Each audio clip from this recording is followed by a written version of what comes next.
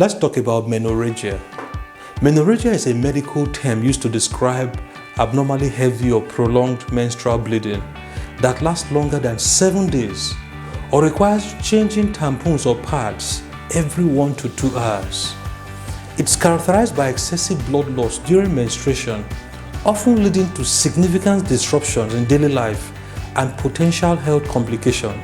It's a common gynecological problem that can significantly impact a person's quality of life and may lead to anemia and other health complications. Several factors can contribute to the development of menorrhagia. An imbalance in estrogen and progesterone levels can disrupt the normal hormonal signaling that regulates the menstrual cycle, hence leading to excessive bleeding. Non-cancerous growths in the uterus, such as uterine fibroids or polyps, can cause abnormal uterine bleeding and also contribute to menorrhagia. Adenomyosis is a condition in which the uterine lining grows into the muscular wall of the uterus, causing heavy or prolonged menstrual bleeding. It's also a potential cause of menorrhagia. Abnormal cell growth in the uterine lining can also lead to excessive menstrual bleeding and may be a sign of endometrial cancer in some cases. Certain types of intrauterine contraceptive devices, particularly the copper IUCDs, can increase menstrual bleeding and contribute to menorrhagia. Conditions that can affect blood clotting, such as von Willebrand disease or platelet dysfunction, can result in heavy or prolonged menstrual bleeding.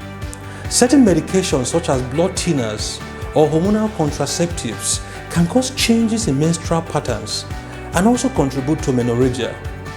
Also, certain conditions such as thyroid disorders or liver diseases may increase the risk of menorrhagia. The main symptom of menorrhagia is excessive menstrual bleeding that goes beyond the normal menstrual flow. Additional symptoms include prolonged bleeding that usually will last longer than 7 days, needing to change tampons or pad every 1 to 2 hours, passing blood clots during menstrual bleeding, fatigue or shortness of breath due to anemia, and pains or cramping in the lower abdomen or the pelvis. To make a diagnosis of menorrhagia typically involves several methods. The healthcare provider will inquire first about your menstrual history, associated symptoms or any underlying medical conditions, and the history of drug medications. A physical examination may also be performed to assess the overall health of the client and to rule out any structural abnormalities in the reproductive organs. Blood tests can be conducted to evaluate the hormonal levels, assessing blood clotting function, and checking for anemia. Ultrasound scan or other imaging tests might be used to evaluate the uterus and the ovaries for any structural abnormalities such as uterine fibroids or endometrial polyps. In certain cases, a small sample of uterine tissue and endometrial biopsy can be taken and examined under a microscope to rule out other causes such as endometrial hyperplasia or cancer. Treatment for menorrhagia depends on several factors and they include the underlying cause, severity of symptoms, and the individual's preferences. Treatment options include the use of non-steroidal anti-inflammatory drugs such as ibuprofen, which can help reduce menstrual bleeding and relieve pain. Hormonal contraceptives and medications such as the combined oral contraceptives or progestin-only contraceptives may be prescribed to regulate the menstrual cycle and also reduce bleeding. Tranexamic acid can also be used and is a medication that can reduce menstrual bleeding by promoting blood clotting.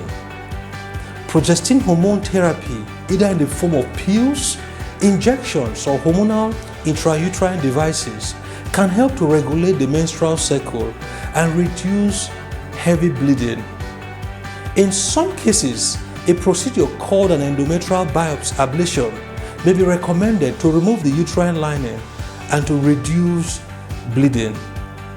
If other treatments are ineffective or if there are specific underlying causes such as uterine fibroids or polyps, surgical procedures may be necessary to address the issue and to restore normal bleeding patterns. In severe cases or when other treatment options have failed, removal of the uterus or hysterectomy might be considered as a treatment of last resort. While menorrhagia may not be always preventable, certain strategies could help manage the symptoms and reduce the impact on daily life. Over-the-counter pills will help to alleviate pains and the discomforts associated with it. Applying a heating pad or warm compress to the lower abdomen could also help relieve pelvic pain. Taking rest and avoiding strenuous physical exercises during menstruation can also help alleviate symptoms. If anemia is present, iron supplementation may be recommended to address iron deficiency. Regular gynecological checkups are important for early detection and management of any underlying conditions that may contribute to menorrhagia.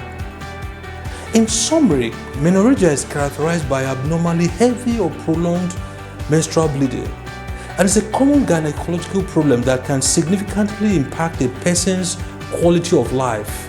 Hence, it's important to understand the causes and the symptoms, diagnosis and the treatment options for menorrhagia to help clients seek appropriate care and to improve their overall reproductive health. Open communications with healthcare providers, adherence to recommended treatments, and self-care strategies can contribute to better management of symptoms and a healthier menstrual cycle.